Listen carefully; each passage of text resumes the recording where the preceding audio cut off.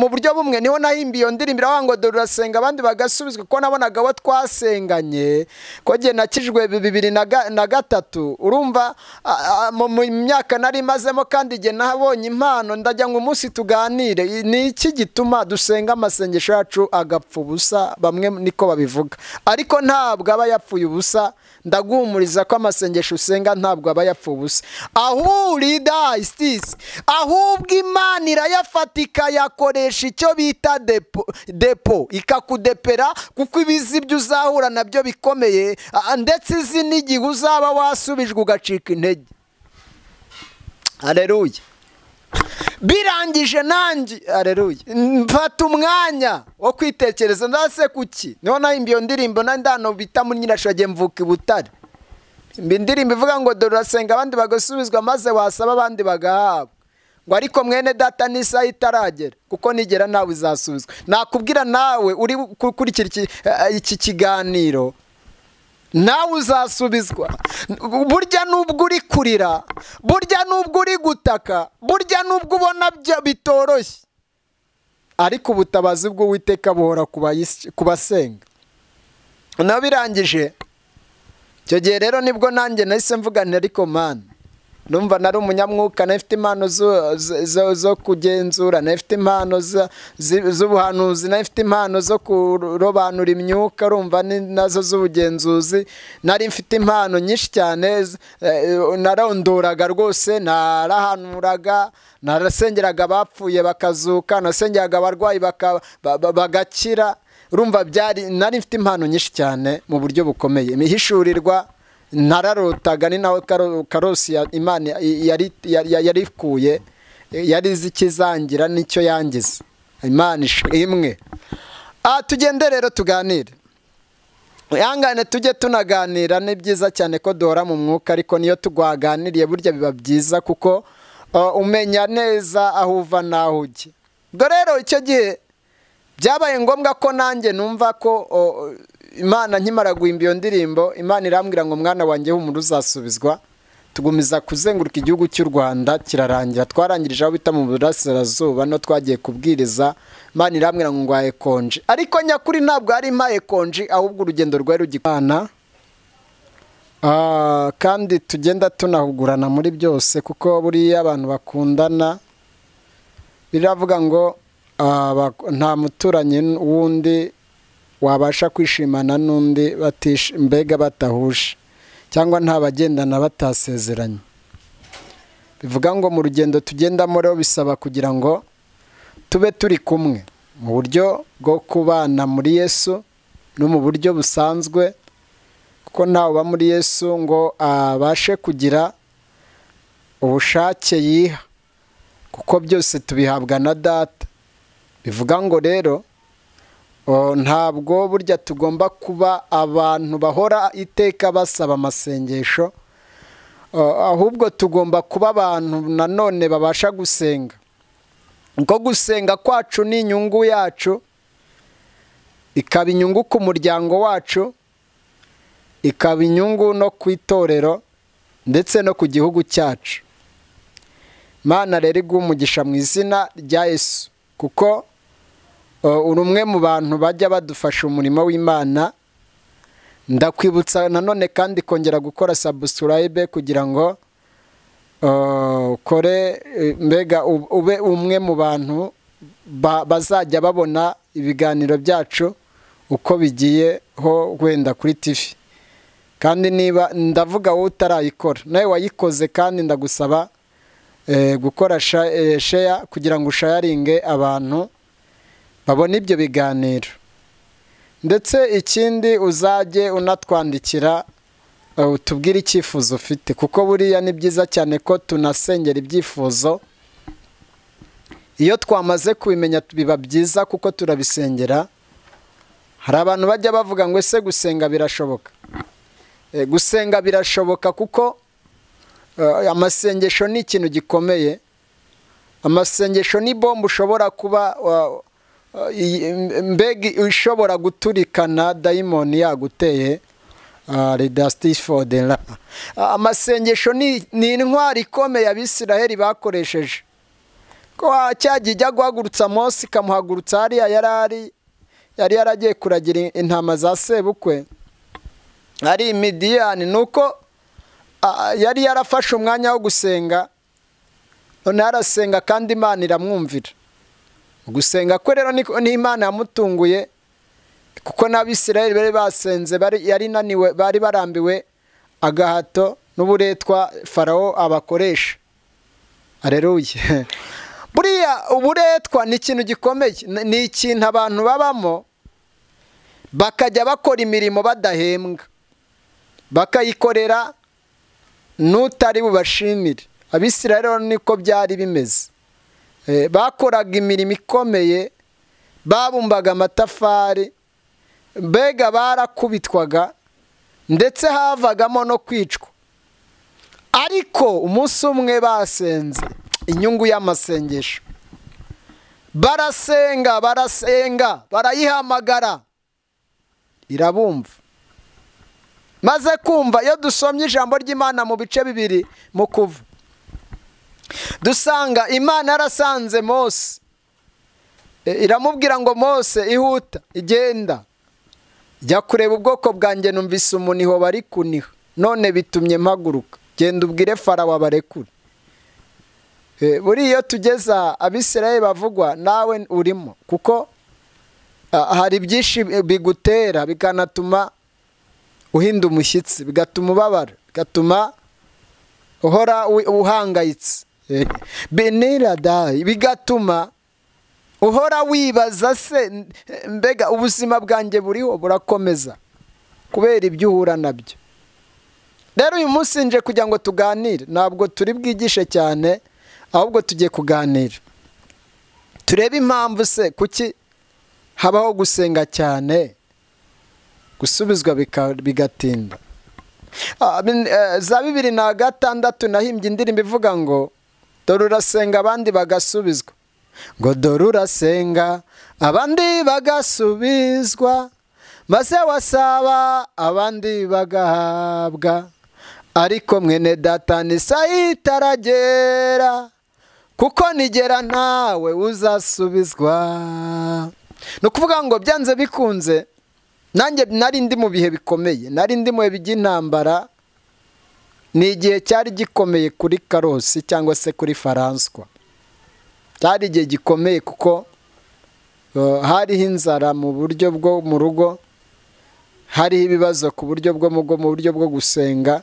Ku icyo gihe nari ndimo gusenga, kandi Imana nibwo ari kimara kumbwira kujya kujyana ubutumwa, ngira kujyana ubutumwa kubuzengurukana igihugu.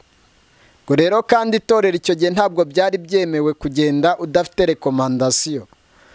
Ntabwo rero nibazaga uburyo kindi bujye gusaba ko rekomandasiyo, nagiye kuyisaba mu pasiteri umwe wacu arayinyima, arambwira ngo ntabwo bishoboka, kuko nge ntabwo nari njyenyine, ntabwo nari mfite gurupe nyobora y'abantu bagera muri 13. Iyo gurupe rero niyo twazengurukanye igihugu, ariko noneho itorero naryo bitoroshye, ntabwo byari byoroshye icyo gihe. Baravuga ngo turi inzererezi. Urumva mu buryo bumwe niho nahimbiye iyo ndirimbo iravuga ngo dore urasenga abandi bagasubizwa, kuko nabonaga abo twasenganye, ko nge nakijwe 2003. Urumva mu myaka nari mazemo, kandi nge nahabonye impano, ndajya ngo umunsi tuganire ni iki gituma dusenga amasengesho yacu agapfa ubusa. Bamwe niko babivuga, ariko ntabwo aba yapfuye ubusa. Ndaguhumuriza ko amasengesho usenga ntabwo aba yapfuye ubusa, ahubwo Imana irayafata ikayakoresha icyo bita depo, ikakudepera, kuko ibizi ibyo uzahura nabyo bikomeye, ndetse izi n'igihe uzaba wasubijwe ugacika intege. Haleluya. Birangije nanjye, haleluya, mfata umwanya wo kwitekereza, ndase kuki niho nahimbiye iyo ndirimbo, ndano bita muri Nyirashoge mvuka i Butare. Indirimbo ivuga ngo dore urasenga abandi bagasubizwa, maze wasaba abandi bagahabwa, ngo ariko mwene data ni saa itaragera, kuko nigera nawe uzasubizwa. Nakubwira nawe uri gukurikira iki kiganiro, nawe uzasubizwa. Burya nubwo uri kurira, burya nubwo uri gutaka, burya nubwo ubona bitoroshye, ariko ubutabazi bw'Uwiteka buhora ku basenga.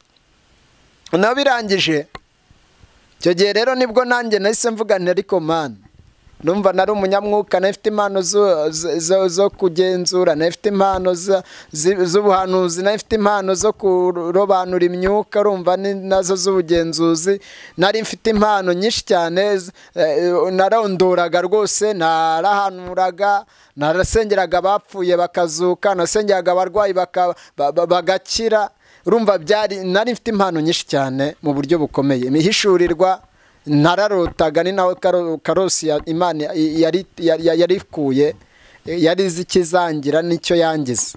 Imana imwe. Tugende rero tuganire, ihangane tujye tunaganira, ni byiza cyane ko duhora mu mwuka, ariko niyo tugwaganiriye burya biba byiza, kuko umenya neza aho uva n'aho ujya. Ubwo rero icyo gihe byabaye ngombwa ko nanjye numva ko Imana nkimara guhimba iyo ndirimbo, Imana irambwira ngo mwana wanjye humura uzasubizwa.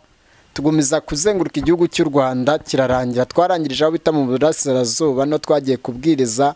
Imana irambwira ngo ngwaye konji, ariko nyakuri ntabwo ari impaye konji, ahubwo urugendo rwari rugikomeje. Kuko nageze ndumva nibwo nahise ntangira, noneho bwa butayu twakizengurutse imyaka 3 n'igice, nibwo twarangije kuzenguruka igihugu cy'u Rwanda tuvuga ubutumwa bwiza, kandi mu itorero rya ADEPR. Urumva ko byari bikoma icyo gihe, ntabwo ADEPR yivangaga n'andi madini, nta mu ADEPR wajyaga kubwiriza mu macaci, ntabwo byabagaho. Cyakora ubu Imana ishimwe, kuko turimo turagenda tubyumva tunabyungukiramo, kuko abakozi b'Imana ntibakira abo muri ADEPR gusa, ahubwo basigaye banakwira hose, insengero zigifunguye. Urumva rero ni urugamba rwari rukomeye cyane, ko ndabyuka rigiye bampamagaye mu nama ngo bance, ariko ijuru riranga, Imana irabyanga, kuko icyo gihe byari bikomeye. Noneho tugendane, ndagira ngo nkubwire ngo nari mbanje intambara zanjye, izo ni iz'umuhamagaro, zari intambara z'umuhamagaro, kugira ngo Imana irebe ko izankoresha. Ndwanwa n'abantu ariko ndatsinda. Buriya iyo warwananye n'Imana iratsinda. Nari natangije ijambo rivuga ngo nuko Mose Imana iramuhagurutse imusanga harya aho yari ari Midiyani, iramureba muri rya shyamba aragiyemo, aragire sebukwe. Tangije amuga ngo Mose have, haguruka, genda ngutume kwa Farawo. Amubwira ngo genda ngutume, ndamutuma. Buri Imana igituma abantu, nanjye yarantumye, ni nayo mpamvu mba nifuza kugira ngo wowe unkunda, ndabizi mfite abantu benshi bankunda, n'abanyanga tuzakundana mu izina rya Yesu, kuko nta muntu wanga undi, ahubwo sinemera ko hari n'umuntu ushaka kwanga undi, kuko buriya ushobora kunyanga ejo ukazankunda bitewe n'ibihe. Kadusoma ijambo ry'Imana riri ahangaha mu bice 2 byo mu Kuva, ku murongo wa 6, ijambo avuze ngo aravuga ngo agapfunduye abonamo uwo umwana ararira, aramubabarira ati uyu ni umwana w'Abaheburayo. Mushiki we abaza umukobwa wa Farawo ati sinajya se kukuzanira umurera wo mu Baheburayo kazi ngo amukurerere. Umukobwa wa Farawo aramusubiza ati nuko genda umunzanire. Umukobwa aragenda ahamagara nyina w'uwo mwana. Reka twihute dusome ku murongo wa 23, aravuga ngo hashize iminsi myinshi umwami wa Egiputa aratanga, Abisirayeli banihishwa n'uburetwa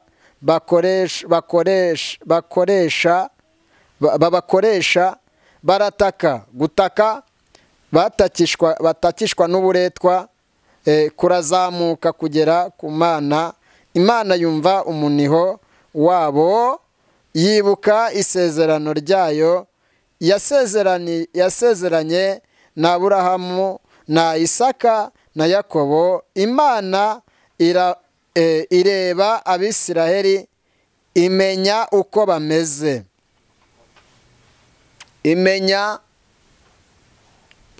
imenya uko bameze. Imana ishimwe.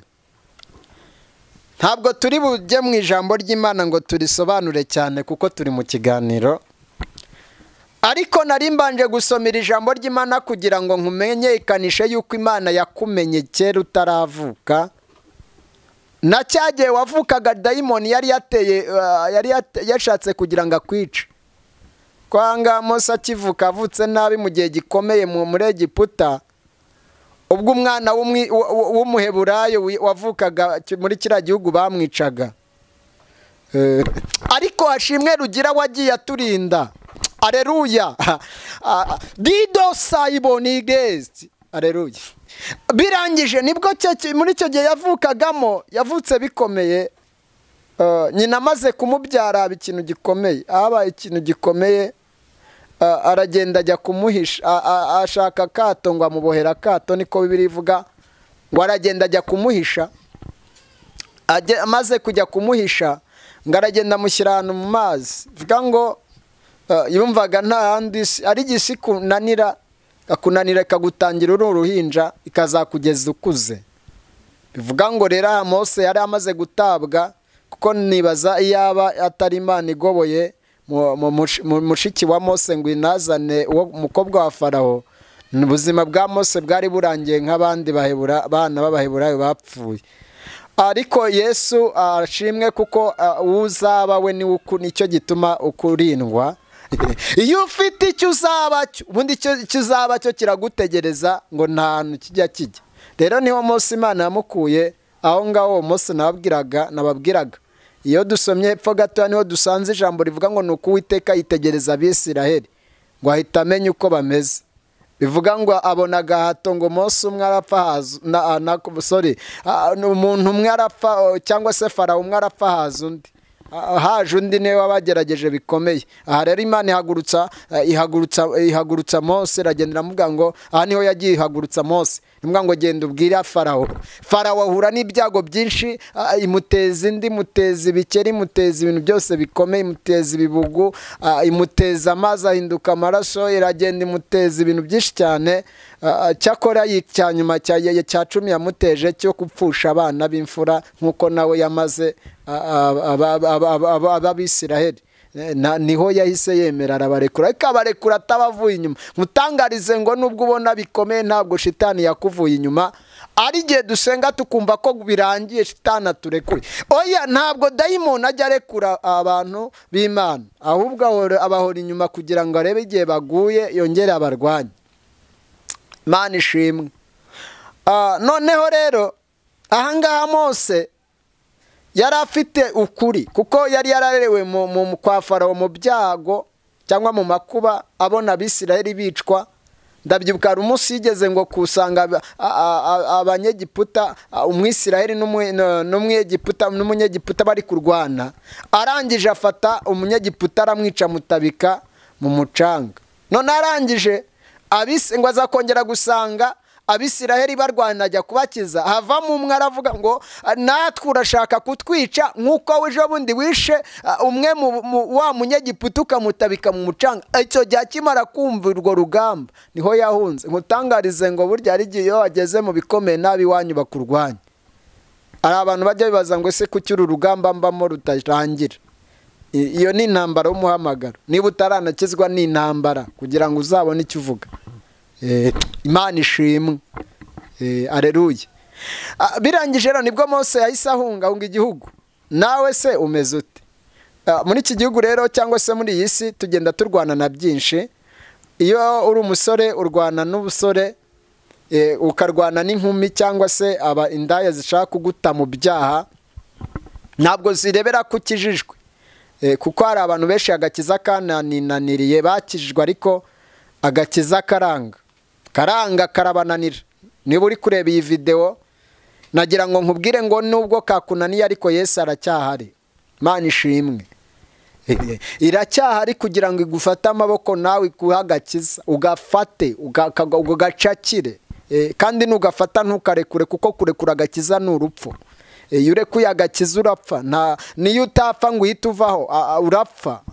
Niyo mpamvu biba bigusaba kugira ngo ufate ufashe, kuko aha Mose we akimara Imana imusangaho yahitaga yibuka akato nyina yamuboheye, urumva wamwonkeje ni nyina.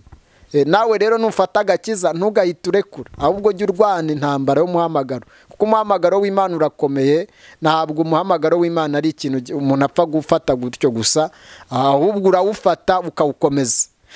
Noneho nuko ngo rero nawe nari nivugiye ku musore ujya ushaka kugeragezwa n'abakobwa, kuko n'inkumi zijya zigerageza abantu, ntabwo zirebera ngo ni umugabo cyangwa n'umugore. Uno munsi muri iki gihe tugezemo cyo dusohoyemo, ni igihe badatinya n'abapasiteri babayoboye, ni igihe n'abapasiteri badatinya inama bayoboye, kuko kera wasangaga abantu bubahana. Niba uri umugabo ukuze ukaba utashaka umwana mutoya ngo mujye kuryamana, ariko mu gihe dusohoyemo ni igihe gikomeye, igihe kimwe Pawulo yavuze, igihe cy'uburangare, igihe cyo gukunda imiya, igihe cyo kwanga gukiranuka, cy'abantu bazaba biyoberaniriza mu gakiza ariko ari ntako. Ariko turahashimwe Yesu wamenyekanishije ukuri kwe, ko yigeze gusanga abantu bamwe, ndabyibuka ejo bundi mu gihe cyashize, mu gihe abantu bari bamaze gusanga Petero cyangwa se Yohana, bamusanga aho yarimo abatiriza. Ndangije avuga ngo yemwe mwabana b'inshiramwe, ninde wababwiye yuko umujinya ugiye gutera? Barangije baravuga bati dukora iki?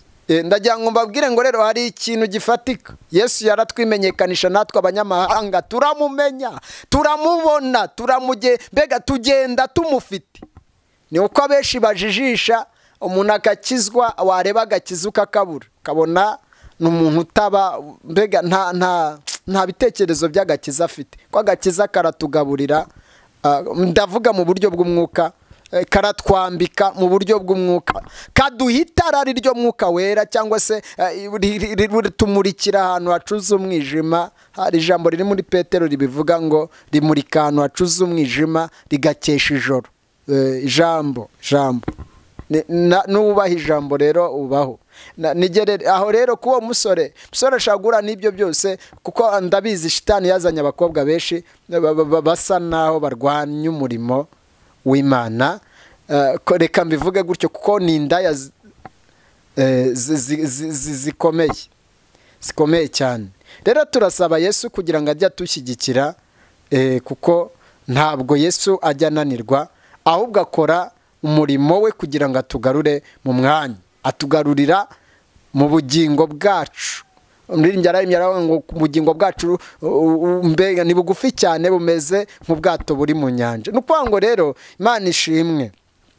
Twarimo mutuganira rero ku bantu bari guhura n'ibikomeye. Ushaka kuba uri guhura n'ibikomeye, ariko humura Yesu arahari. Narindi kukubwira inzira ikomeye ya gato yananyuzemo n'abandi banyuramo, ni nayo uri gucamo abarozi bakuroga, imyuka mibi iri kuza. Ejo bundi ndaza nkubwira umuti wo kugira ngo utsinde abarozi, kuko abarozi barakurwanya ariko ntibazagutsinda mu izina rya Yesu.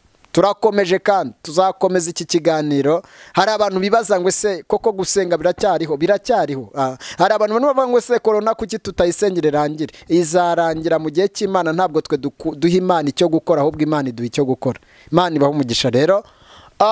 Iki gice turakirangije, ariko nakubwiraga ngo uri guhura n'amasasu n'inkuba n'ibintu byose bikwikubitaho, ariko ngo inzu yubatse ku rutare ntabwo igipfa gusenyuka. Nuyiringira Imana uzahura n'ibyiza, ntabwo Yesu azakurekura. Muri iki kiganiro nagira ngo rwose tugendane, kuko ntabwo Imana yagutaye irakuzi. Mana ushimwe, urera urakiranuka, uhimbazwe kuko uri Imana. Uyu tuganira iki kiganiro mugire neza, mufashe kandi wigaragaze, murokora urupfu kandi umukomeze umwubake. Cyo ushima gikone mu izina rya Yesu, amen.